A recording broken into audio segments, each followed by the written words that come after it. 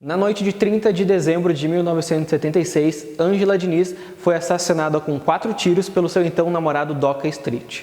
Essa história e muito mais sobre ela é contada no podcast lançado em 2020 chamado Praia dos Ossos. A produção realizada pela Rádio Novelo e contada ao longo de 8 episódios já está disponível nas plataformas de áudio e vai ser o tema da conversa de hoje. Olá pessoal, tudo bem com vocês? Aqui é Matheus Machado da Matinê Cine TV. Hoje a gente vai falar sobre o podcast Praia dos Ossos, como vocês já puderam ver na abertura desse vídeo. O podcast ele traz a história do assassinato de Angela Diniz, que foi morta na noite de 30 de dezembro de 1976 pelo então namorado Doca Street, que disparou 4 tiros contra ela. Ao longo dos 8 episódios desse podcast produzido pela Rádio Novelo, a gente vai acompanhar um pouco de quem era Angela Diniz, de quem era o Doca Street, mas a gente vai acompanhar principalmente sobre o julgamento, a cobertura da imprensa e outros movimentos sociopolíticos que estiveram envolvidos com esse caso que aconteceu já há mais de 40 anos. E para falar sobre isso, eu conversei com a Flora Thomson Devu. Ela é diretora de pesquisa da Rádio Novelo, coordenadora do projeto do Praia dos Ossos e também pesquisadora do podcast. Ao longo da nossa conversa, vocês vão ouvir a gente falando aí sobre os bastidores da produção desse podcast, ela contando também um pouco sobre como foi conhecer a história da Angela Diniz e da história toda, né, que é contada ao longo dos 8 episódios do Praia dos Ossos, além de trazer algumas curiosidades dos bastidores e também sobre o formato de como que a Rádio Novelo pensou em fazer esse podcast. A conversa completa vocês acompanham a partir de agora. Bom, Flora, primeiro eu quero te agradecer, né, a disponibilidade para a gente poder conversar um pouco aí sobre o Praia dos Ossos, né, por atender aí o nosso pedido. E para a gente começar, eu gostaria que tu contasse como que vocês chegaram, né, tu, a Branca, a história da Angela Diniz, né, eu li um texto que vocês publicaram sobre, né, ilegítima defesa, na verdade, né, que está publicado na Piauí, que conta um pouquinho desse bastidor do que motivou vocês a contarem essa história da Angela Diniz no Praia dos Ossos.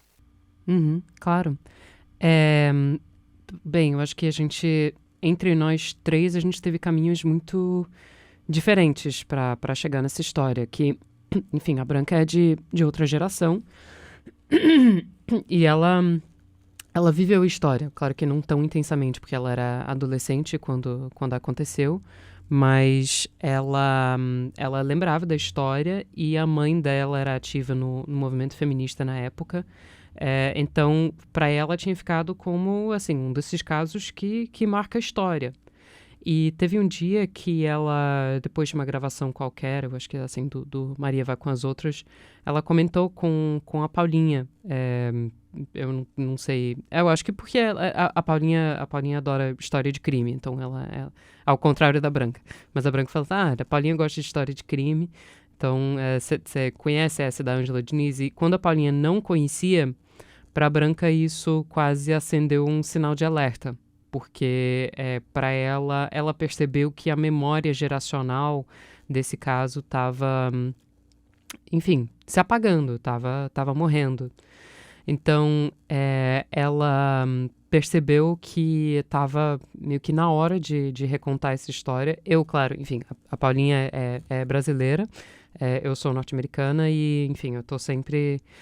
Eu larguei muito atrás assim, no conhecimento dessas histórias todas, então eu não tinha ouvido falar, mas eu comecei a pesquisa e eu comecei a me apaixonar pela história e pela figura da Angela, mas foi nessa ordem, primeiro a Branca, depois a Paulinha, depois eu. Tem essa curiosidade também, né, principalmente na tua parte integrante, né, dessa composição, que é justamente isso que tu falou, né, de tu ser norte-americano, do estado da Virgínia, né, e tu ter uma coisa que eu achei bem interessante, que eu li em uma matéria que publicaram falando sobre ti também na revista Gama, é que tu fala que tu tem, né, uma obsessão, assim, pelas coisas, né, isso é uma coisa interessante. Tu acha que isso também foi uma parte importante, né, que contribuiu para todos esses processos que vocês foram desempenhando, né, até na descoberta da história também, né? Eu acho que sim, uma vez que eu, assim, me agarro numa história, é muito difícil largar o osso, então... na verdade, eu comecei a pesquisa e, por mim, enfim, eu tinha acabado de terminar a tese de doutorado, que é também um exercício em obsessão, assim, você ficar em cima de um mesmo assunto durante anos a fio. E, por mim, o Praia dos Ossos teria sido um segundo doutorado, assim. Eu queria que a Branca e a Paulinha me deixassem pesquisar durante um tempão, até eu sentia que eu não tinha mais nada para levantar, e depois a gente ia fazer o podcast em cima desse material. Só que a gente tinha uma questão temporal, que a gente, eu estava pesquisando faz, sei lá, 1 mês e meio, 2 meses, e aí morreu uma das pessoas que a gente estava pensando em entrevistar. Então a Branca falou, não, chega, vamos, assim, vai assim mesmo. E aí você vai levantando ao mesmo tempo em que a gente vai entrevistando, e a gente foi tocando. Mas eu acho que qualquer pesquisa requer um grau maior ou menor de obsessividade, assim, para ser bem feita. Porque é de enlouquecer. Eu achei coisas inéditas faltando, sei lá, 1 mês para lançar o podcast. Que a gente, assim, deu tempo de incorporar. Mas dá a sensação quase de... Enfim, aí quando eu digo maior ou menor grau, assim, tem que saber a hora de parar também, porque é isso, a gente nunca vai conseguir levantar tudo, mas eu acho que, enfim, agrega muito essa obsessividade. E sobre esse processo de pesquisa, como que tu realizou ele, né? Porque nessa matéria da revista Gama também, eu vi que tu fez um grande fichamento em ordem cronológica, inclusive, de todos esses fatos importantes que tu acabou recolhendo, né, pra pesquisa do Praia dos Ossos. Eu diria que, assim, a grande maioria da pesquisa realmente foi conduzida ali na Hemeroteca Digital da Biblioteca Nacional, que é, enfim, o melhor amigo de qualquer pesquisador que queira saber de história brasileira. Eu acho realmente uma base de dados excepcional. Nos Estados Unidos não tem uma única base de dados tão rica, tão bem organizada e tão buscável, enfim, tá sempre melhorando o OCR, enfim, e ao longo de tanto tempo também, enfim, você tem jornais do século XIX até outro dia. Então, sim, o que eu fiz foi, enfim, a Ângela, não é toda pesquisa que vai ser assim, mas a Ângela foi alguém que viveu a vida e a morte nos jornais e nas revistas. Então, para conseguir mapear a trajetória dela, era tão simples, entre aspas, quanto seguir as pistas dela na imprensa. Então, eu ia assim, pegando publicação por publicação, em vez de pegar por década, porque tem vários modais de pesquisa. Você pode pesquisar por região, por década ou por publicação. E eu ia vendo de jornal em jornal, da primeira à última referência à Ângela. Então, isso era um exercício em narrativa comparada também, porque você consegue ver como o jornal A cobriu todos os fatos, enfim, na história dela, e aí você recomeça, e aí você começa a ver jornal B, e você pensa, olha só, aqui tem uma informação divergente, aqui tem uma diferença regional, a imprensa paulista estava cobrindo de um jeito diferente da imprensa carioca, e você vai, assim, confirmando certas coisas são consensuais, você vai levantando, assim, uma pulga atrás da orelha com coisas que aparecem diferentes, e, enfim, o podcast é uma história, é a história da Ângela, mas é muito também uma história da própria imprensa. Então, a imprensa em si é personagem o tempo todo, e essa leitura comparada das narrativas era um elemento muito importante. Agora, fora isso, a gente tinha um pesquisador audiovisual maravilhoso, Antônio Venâncio, que é craque enfim, ele sabe, assim, todos os cantos para fuçar atrás de material audiovisual, mas infelizmente cada semana era uma notícia mais triste que a última, porque assim, o acervo de tal rádio queimou, o acervo de outra rádio se perdeu, o acervo ainda existe, mas foi comprado, assim, aí tá trancado. Então, um artifício que a gente acabou usando era transformar o meu levantamento de jornal em um levantamento fictício de rádio, que a gente gravava as notícias como se fossem boletins de rádio. O que não deixa de ser muito triste, porque a gente vê que quando a gente consegue ter contato com as gravações contemporâneas de fato, elas são inevitavelmente muito, muito mais ricas e mais surpreendentes. E afinal, o maior volume que a gente conseguiu acessar era no Museu da Imagem do Som de Belo Horizonte. Enfim, então a gente ia eu ia fazendo esse levantamento que é quase infinito, eu não sei, foi em torno de 40 publicações consultadas ao todo. E cada vez que a gente conseguia, e aí mapeando personagens, e cada vez que a gente conseguia marcar uma entrevista, eu fazia a mesma coisa em escala muito menor com esse entrevistado. Então, puxava a capivara daquela pessoa na época, fosse um amigo, uma amiga, um conhecido, e via, tipo, estavam circulando em tais festas para saber como direcionar a entrevista. E aí, na hora tinha... a Branca sempre achava muito engraçado que ela estava ali, focada na entrevista, fazendo as perguntas. Aí eu brotava no Google Doc falando, na verdade, em 74 ela falou diferente. E a Branca, então, em 74 você falou isso aqui. E ela falou assim, como se ela tivesse, assim, superpoderes ali na hora. Que legal. E uma coisa interessante que eu acho que tu falou é sobre a imprensa ser uma personagem, né? E vendo a ficha técnica do Praia dos Ossos, e até também um pouco daquela entrevista que tu deu pra revista Gama, tu fala que o Praia dos Ossos ele tá muito mais próximo do cinema do que de qualquer outra coisa.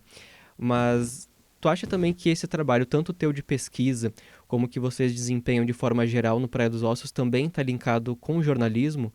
Porque, ok, os dois roteiristas principais do Praia dos Ossos, eles vêm do audiovisual, né? De produções de televisão, do cinema e tudo mais.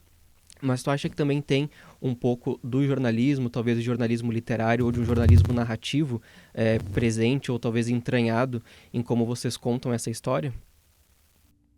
Acho que não tem como fugir inteiramente a essa categorização. Eu, pessoalmente, eu acho que a Branca também, a gente tem um pouco de dificuldade em se enxergar enquanto jornalista, enfim, enquanto, assim, o nosso trabalho sendo jornalístico, eu acho que é mais com a gente do que com a natureza do trabalho, porque a gente não tem essa formação, a gente não tem esse background. A Paulinha já acha que é jornalista de formação, acha isso frescura, que não tem nada a ver. Eu, tendo acabado de estudar a trajetória de Memórias Póstumas de Brás Cubas em língua inglesa, eu enxergava muito mais como a continuidade de um trabalho de levantamento histórico.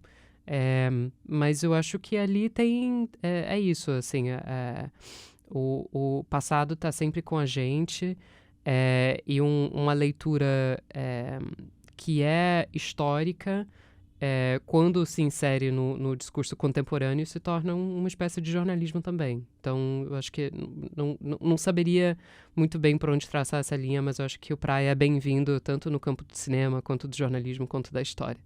Sim, e uma coisa também interessante é que nessa mesma entrevista da Gama, vocês falam ali do podcast serial, né, dos Estados Unidos, que digamos que ele rompe uma barreira ali, né, do nicho, como descrevem no texto, e que talvez a gente possa fazer um paralelo de antes do serial e depois do serial. Tu acredita que no cenário brasileiro de podcasts, o Praia dos Ossos desempenha esse papel, ou um papel semelhante de terem produções talvez parecidas antes, mas que após o Praia dos Ossos, essas produções talvez tenham o Praia dos Ossos como a sua principal referência? Olha, eu acho que isso o tempo dirá, realmente. Assim, certamente era uma ambição nossa, mas eu acho que enfim, tinha até uma piada recorrente, assim, nos últimos anos, que é assim, esse é o ano do podcast no Brasil. Não, esse é o ano do podcast, esse é o ano do podcast no Brasil. Então, eu não sei como que vai se formar esse consenso histórico de que foi 2020, não, foi 2022, não, foi 2018. Mas a nossa ambição era um pouco mais modesta, talvez. A gente abriu a novela para poder contar histórias como do Praia dos Ossos, e a gente percebia que, pelo menos, não estava difundido na sociedade essa referência, assim, essa noção do tipo de história que a gente queria contar e o jeito que a gente queria contar. Então, era uma coisa de, então, vamos fazer... Vamos só, assim, bancar, fazer do jeito que a gente quer, e a gente joga no mundo e depois a gente fala, viu, era isso que a gente queria fazer. Então, assim, só de o Praia existir e a gente poder apontar para ele como referência, eu acho que é quase... Não chega a ser pedagógico, mas é tipo... Era um cartão de visita do tipo de história e o jeito que a gente queria contar histórias. Isso é bem interessante, né, tu falar também, porque a gente já tem mais alguns outros podcasts muito legais e muito bem produzidos, né, pela Rádio Novelo, que saíram após o Praia dos Ossos, e tu acredita que, como tu falou aí, né, nessa questão, assim, de como que vocês querem contar as histórias, de que maneira, tudo isso faz parte de uma estética, então, talvez sonora da Rádio Novelo? Eu acho que sim. Enfim, é uma estética sonora que tem a ver com, enfim, a forma como a gente monta as histórias, mas também tem a ver com essa pesquisa profunda e a depuração da pesquisa. Então, internamente, a gente fala muito que a gente gasta nosso tempo para poupar o tempo do ouvinte. Então, a gente faz um levantamento desse tamanho de, assim, de informações, textos, áudio bruto de entrevistados, e a gente vai afunilando até chegar em algo que... E aí você vê que mesmo assim a gente acaba com séries de 6 a 8 horas, então ainda é muita coisa. Mas eu diria que talvez mais do que a sonorização, o que também, enfim, eu acho que é uma das marcas registradas do tipo de trabalho que a gente faz, mas esse levantamento, esse rigor de pesquisa e o trabalho de depuração, eu acho que é isso que marca um pouco a novela. E acredita também que esse trabalho de vocês imergirem tanto e irem tão profundamente na pesquisa também acaba se transpondo ao podcast, porque querendo ou não, é uma experiência sonora, né? E é uma experiência de imersão também, porque mesmo que vocês façam uma pesquisa gigantesca e tornem ela ali em uma série de 5, 6 horas, o ouvinte também vai estar imergindo naquilo ali como o grande resultado da pesquisa de vocês, né? Sim, não, a imersão, enfim, tem uma coisa engraçada do áudio, que é essa intimidade, justamente essa experiência que parece que a história te entra um pouco na alma enquanto você... as pessoas pensam, eu acho que as pessoas que não têm esse hábito do podcast pensam como se fosse um meio mais pobre. Tipo, quando a gente estava fazendo a pesquisa do Praia, muita gente, por que vocês não fazem um filme? Por que vocês não fazem uma série? É como se a gente estivesse se privando deliberadamente do suporte da imagem, e com isso meio que dando um tiro no próprio pé. Mas o que a gente percebe é quando a gente dispensa a imagem, é algo parecido com a experiência de um texto literário, que o ouvinte tem um papel participativo muito forte na construção, na imaginação, em completar a narrativa junto com a gente, porque o áudio tem esse poder que é intimista, enfim. E claro, não é automático. Eu acho que depende de um bom roteiro, depende de uma boa montagem, enfim, não é qualquer recado de voz que vai te transportar para uma outra paisagem, para um outro tempo. Mas eu acho que isso que a gente... É uma coisa que a gente sempre busca potencializar naquilo que a gente faz. É interessante porque eu até estava lendo uma pesquisa, acho que na semana passada, que falava justamente dessa questão da imersão dos podcasts, né? E uma das justificativas, ou que... Não justificativa, mas as explicações em relação à imersão, era justamente esse ponto que tu falou, assim, do ouvinte participar e de talvez ter um acordo coletivo, né? Entre o podcast, o apresentador e o ouvinte, porque o áudio ele é uma coisa assim, que tu coloca os fones e o áudio vai entrar dentro de ti, ele está dentro da tua cabeça e tu não tem o visual, né? E aquilo fica muito dentro da tua imaginação. É bem interessante tu falar sobre isso. E sobre uma questão ali que a gente tratou antes também, da estética sonora da Rádio Novelo, tu atribui, então, por exemplo, a locução da Branca Viana muito mais atrelada a essa estética, ou algo que talvez fosse muito mais dela e que acabou sendo atribuído, né, a essa estética? Naquela questão assim de talvez ela tá narrando a história, mas ao mesmo tempo em alguns momentos ela se coloca na história também, porque ela lembra daquilo que aconteceu, né? Uhum. Eu separaria um pouco, enfim, tem uma coisa que é puramente sonora, enfim, que o estilo de locução da Branca é bastante seco, eu diria. O que é outra coisa que ela não vai se impor, na locução, ela não tá te falando como é que você tem que sentir sobre as informações que ela tá trazendo. E isso é Branca. Isso é, assim, quando a gente estava fazendo a narração de locução, a quantidade de vezes que ela falava, eu não sou atriz, vocês não são diretoras, a gente não vai, enfim, por mais que a gente até quisesse em alguns momentos que ela carregasse mais nas tintas, isso não é da índole da Branca. Eu acho que isso, enfim, foi acertado da parte dela, enfim. A gente tem que seguir aquilo que é natural da pessoa. E isso enfim, vem ao encontro dos outros aspectos em que a gente procura ser mais sóbrio do que melodramático. Agora, ela se colocando no texto, isso é algo que a gente foi percebendo em todos os roteiros. Que a Paulinha sempre fala que ela passou 12 anos na revista Piauí, ela jamais escreveu a palavra eu, porque o repórter é esse deus invisível, enfim, essa pessoa que, assim, esse texto brotou, a gente não sabe de onde, mas o texto brotou.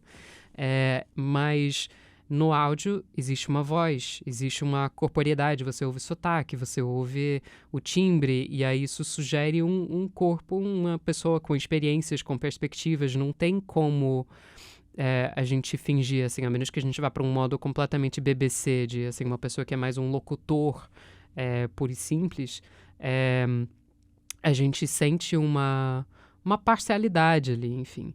Então, aí a gente acha que é importantíssimo em qualquer série construir essa pessoa enquanto personagem mesmo. E a partir de novo, daquilo que é autêntico, daquilo que é real. Então, no caso da Branca, não é que ela fosse uma militante feminista desde a adolescente, muito pelo contrário. Então, a gente traz isso, mas, assim, o contato dela com a mobilização em torno dos julgamentos do DOCA, mas, assim, nas suas reais dimensões. Então, ela, sim, assinou o manifesto das feministas em repúdio à sentença do DOCA, mas ela não lembra de ter assinado.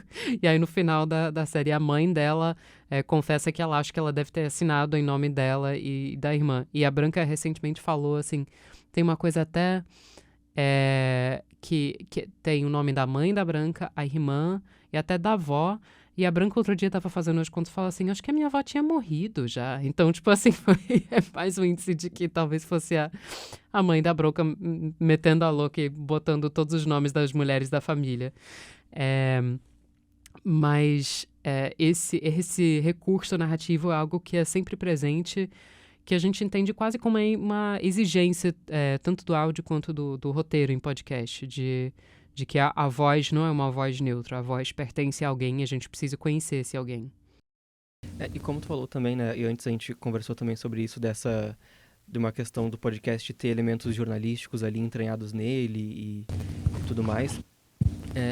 E como também envolve pessoas que têm ligações com a revista Piauí, que no cenário de jornalismo brasileiro é uma referência tanto em jornalismo narrativo quanto em jornalismo literário, tu acredita que o Praia dos Ossos ele também pode ser visto como um grande perfil, seja da Ângela Diniz, do Doc Street, da cobertura da imprensa também em cima do caso na época? É possível. Eu tendo a pensar no perfil como algo um pouco mais estanque. Enfim, é mais como... enfim, uma fotografia mesmo, assim, de você tentar capturar a essência de algo numa breve narrativa. Eu acho que tem algo ali no próprio nome do serial. Eles traçam uma linhagem que remonta a algo bem mais antigo, que era assim, o folhetim, né? Assim, essas narrativas em série, que é justamente a ideia de você prender a atenção de uma pessoa de uma semana para outra, de um dia para o outro.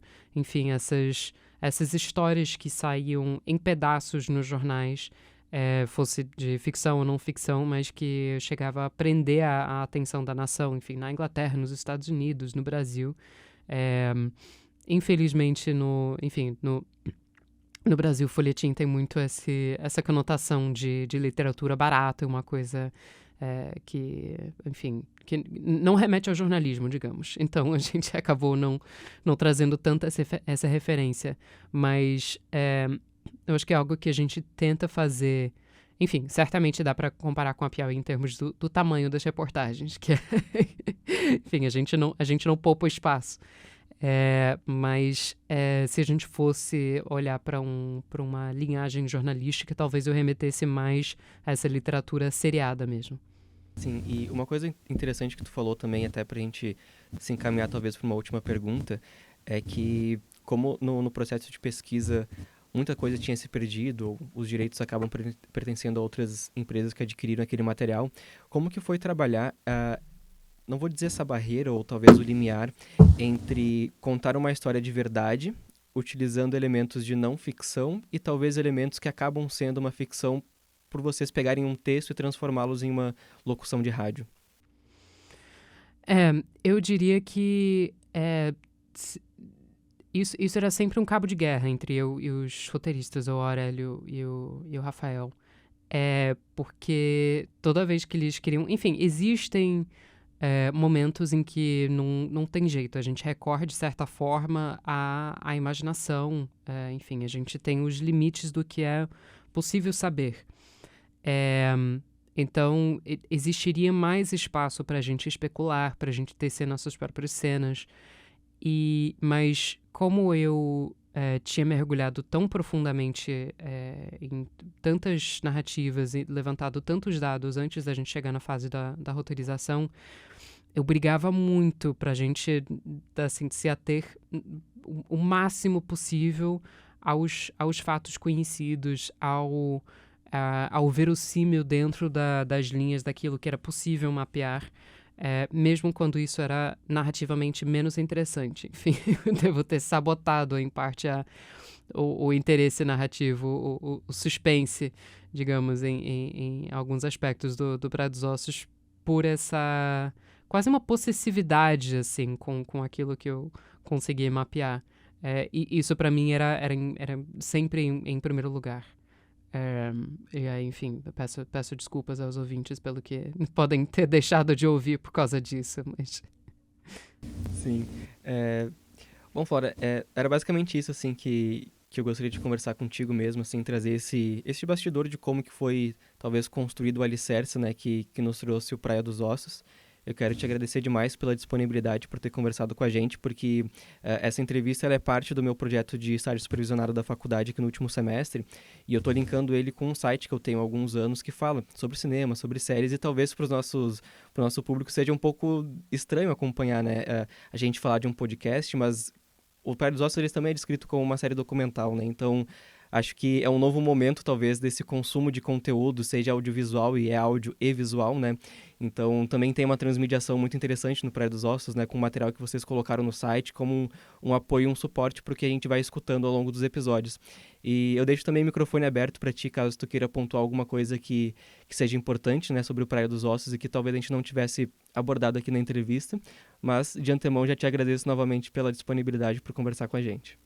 Não, imagina, obrigada pelo convite. Olha, o Praia é um perigo, porque assim como alguém que acabou de defender a tese de doutorado, você aperta o botão e eu saio falando sobre Praia, então sempre haveria mais para falar, mas, enfim, fica aqui um convite para quem ainda não tiver ouvido e, enfim, que a conversa continue.